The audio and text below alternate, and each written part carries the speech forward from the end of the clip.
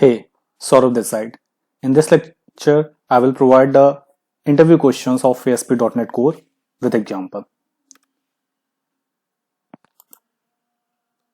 Now, what is ASP.NET Core?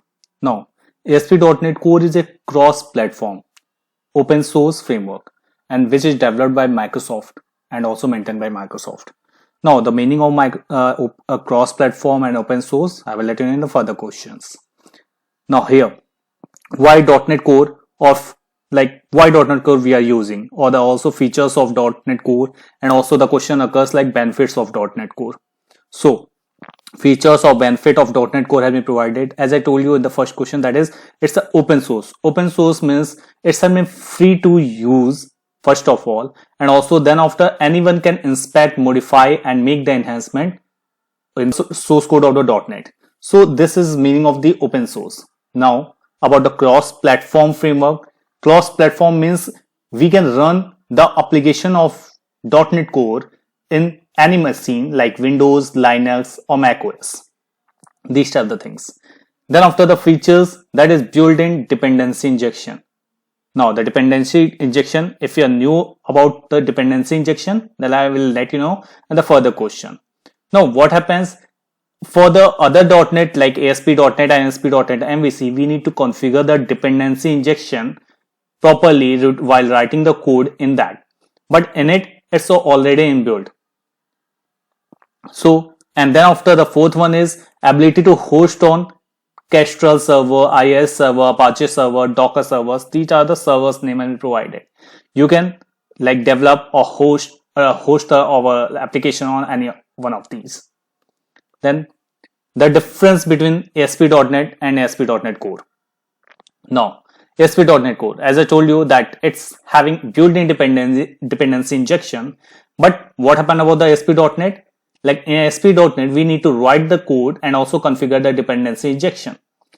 Then the second one is due to cross-platform application, like it's run on Windows, Linux and Mac OS. But not of ASP.NET runs on Linux or Mac OS. It's run only Windows. Now, third one is it's an open source. Open source, as I already told you, but in the ASP.NET, some of the .NET framework are open source, not all. Then after the fourth one, it runs on the .NET Core or .NET framework, any one of these. Okay, but what about the ASP.NET? Like need to run on the .NET framework. The application need to run on a .NET because of when we are creating any type of application in ASP.NET, ASP.NET MVC, we need a .NET framework for installing, for running our application. Then after the fifth one, like it does not having the web.config file and global.asx file. These are files are not included in ASP.NET code. It's having like app-setting.json, starter.cs. These are files. Okay, but not our ASP.NET. ASP.NET having web.config and also global.asx file. Now these two files, what is these two files? Like global.asx file contain the code which is executed. Okay, and the web.config contains the configuration settings.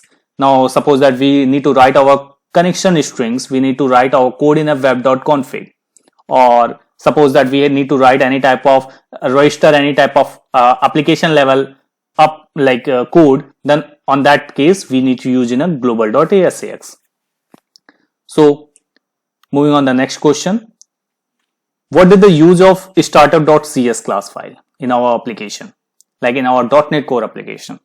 Now startup.cs class, what happen in it? It handles the request pipeline and also the manage the configuration services. Now where we have to handle the request pipeline and also configuration, I will let you know. Like it contains the three method. What the first one is startup, the second one is configuration services, and the third one is configure. Then after the startup CS file, there is a startup method is given. It has been shown as a constructor. What the use of this? It has been used to inject the iConfiguration interface. That's I told you like dependency injection. So the word inject is used here. Here is an example of showing the startup.cs. Look at it's having class name like startup.cs and having the constructor. Now the constructor, about a constructor, I will little bit explain you. The constructor having the same name as the class, that become the constructor here. So for more details, you can also prefer the my C# videos. Then after like startup.cs having like interface that is I configuration, and look at what happened. We are injecting the configuration directly here. Okay. Then after, look at the configure services. Configure services having iService collection services, and the third one is configure. Now I will let you know both of these about configure services and configure. So here, explain like configure service and configure methods of startup.cs file, or someone also asks you like define configure services or the purpose of configure services and configure method in startup.cs. Now the configure services, what happens in it? In the configure services, it has been used to register the services which has been used for our application. Now why we are using like register here? Now mainly the thing is like service means here. Service means here that is reusable component. Reusable component means we can use, we don't need to write the code again and again. We can write at a single place and use it a multiple place on that time. So like we are registering our dependency injection here. Okay. Then after, what we are passing iService collection, as I show you an example, that iService collection interface passing as a parameter. Then after, configure method. Configure method, it can be used to handle the HTTP request pipeline and also provide the required response on that. Now the request pipeline, what's the meaning of that? The request pipeline is configured while adding middleware component to an application builder instance inside configure method. The middleware component means middleware. About the middleware I will let you know and further questions, but the like it has been passing like if the first middleware task is completed, move on the second one. All these things I will let you know. The third one is configure methods. Like configure methods contain mainly 3 extension methods. That one is use, map and run. The extension method, about the extension method is also explained in C# videos. You can go through with it. Then after, define the use of use method, map and run method. Now the use has been used in a like configure method. It has been chaining the multiple request delegates. Means when the execution of the first middleware gets ended, it moves to the next request delegate.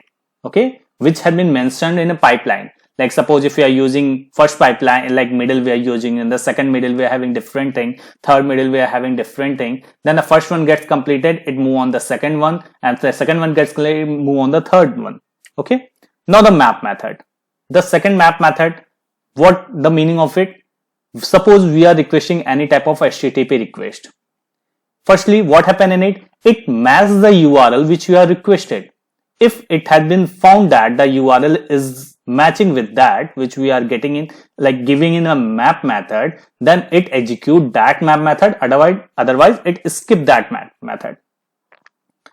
Now the third one is run. What the use of run? If we are not providing like run method in our application, then it haven't terminate the pipeline.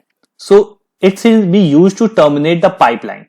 Means after run method, if you are writing any type of method like use, map, something like that, then it's not executed because of it terminate the pipeline of the middleware. So what is middleware? The terms mostly have been used as a middleware. Now the middleware has been configured into configure method, as I told you in a startup.cs file. What's the use of it? It can be handle the HTTP request delegates and response. It is used to pass the request to the next component in the pipeline. Pipeline means in which order we are writing the middleware's code. So if you want to perform like some task and then you can do it, and the first task gets completed in a first middleware, and then the request delegates and be passed to the next pipeline. Now what's the request delegate here? Request delegates handle each HTTP request and build the request pipeline on that time. Here request delegates meaning it provided here. So request delegates are configured. How it has been configured? As I told you in the previous one, run, map and use extension method.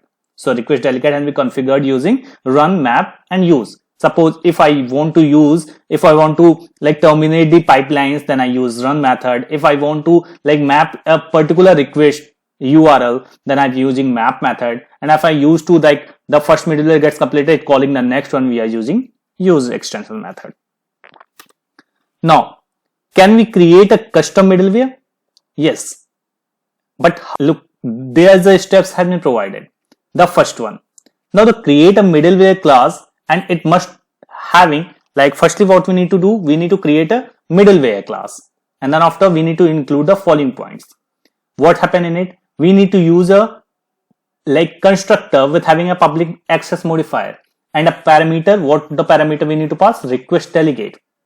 Then after we need to create a method also having the same public access modifier named invoke or invoke async. It depends on you what you want to use.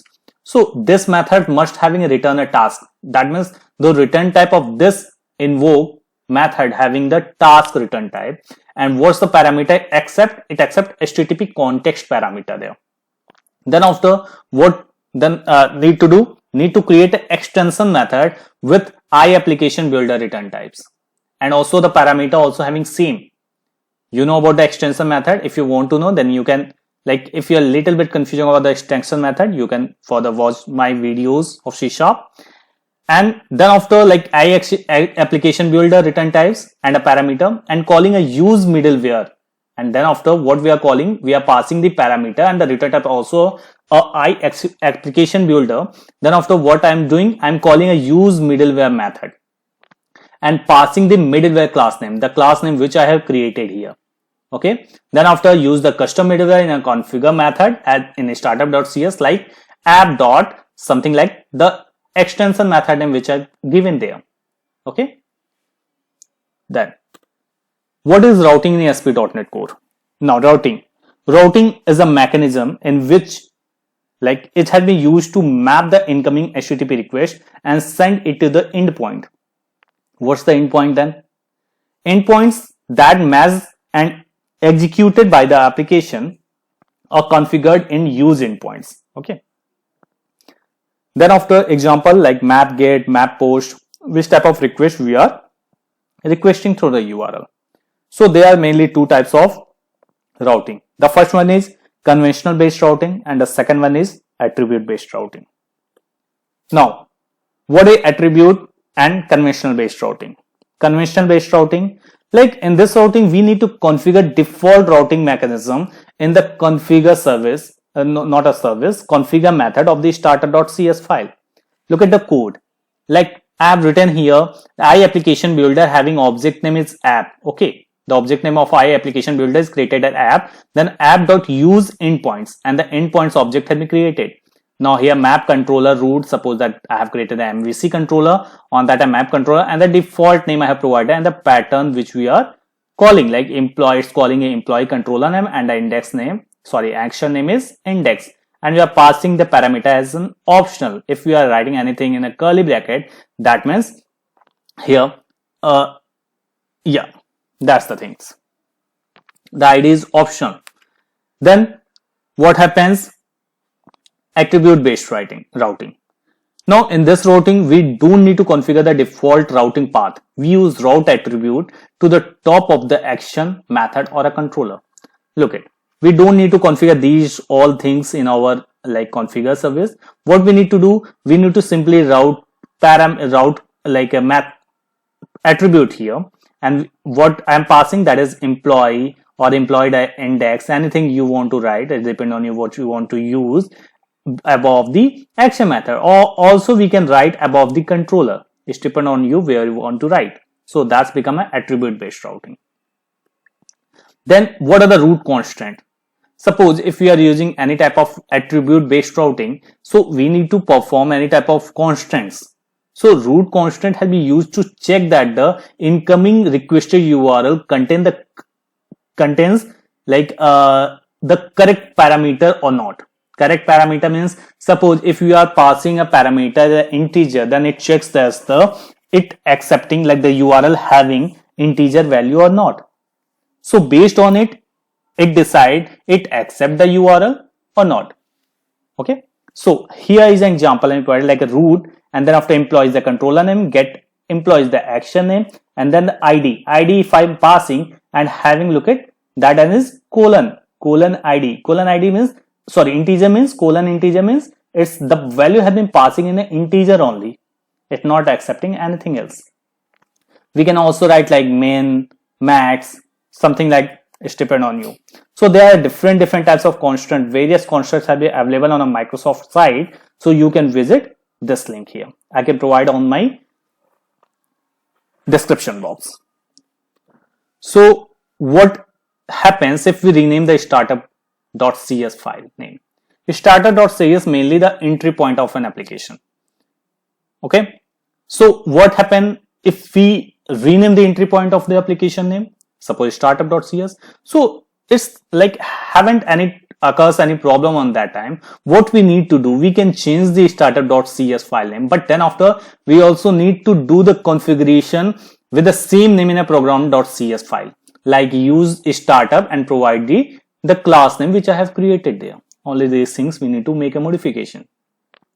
So the next question is define static files in ASP.NET Core, or also the question occurs define www root in ASP.NET Core. Now www root like can be treated as a web root folder. Web root, that means where we can store, like in ASP.NET Core, we need to, if we are directly accessing the static files, then it's not possible. We need to store any type of web root folder. So we are using www root to store the static files like images, CSS and JavaScript files. So these are the static files over there. So you can also rename the www root folder, but you need to use web root program method in a program.cs file and provide a folder name inside use web root method. Inside it, we need to provide the method name, like if suppose I'm changing the www root to something different, static files root. So we need to write here. Then after, how to use dependency injection in ASP.NET Core. As I told you about the dependency injection, I will let you know about the dependency injection also. So steps, what are the steps we are creating? Firstly, what we need to do, if we are already created our application, then we need to create an interface there. Interface having public interface, suppose I have created. It's a like traditional way to write interface name.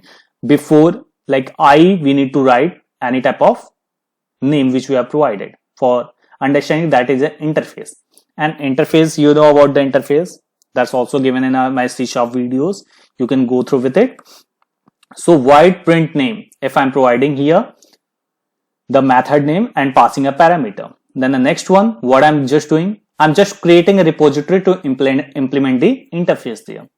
Here employee is given here, and I'm implementing the I interface which I have created. If you are new in using the interface or implementing the interface, please go through the C# videos for more clarity. I have provided at the end of the lecture and also provided in a comment box and the description too. Here, what happened? Public void print full name. Look at, I have provided the same name because I am going to implement this method. A string name and console.write line having my name is, I'm just printing that. What I'm then going to do, these two things gets completed. Then after registering the dependency injection using interface and repository in a configure method in a starter.cs file. What I'm just going to do, I'm just registering my application or my interface and repository in my startup.cs file. We need to follow the same step for dependency, registering the dependency injection. Here the configure service and the services having this parameter, now servicing that add scope. So different like the dependency injection using formation have been provided. Like we are using add scope, add transient and add singleton, these three things. So I will let you know in my next questions. So services.add scope, and then after providing the like I interface name here and then the repository which I have created. Then the fourth one, what I need to do, add the code in a controller, the below code. At the same note, it depends on you what you have written. Here I have created a controller, and then after in the controller I have created a like I employee object, and then I injected that object here.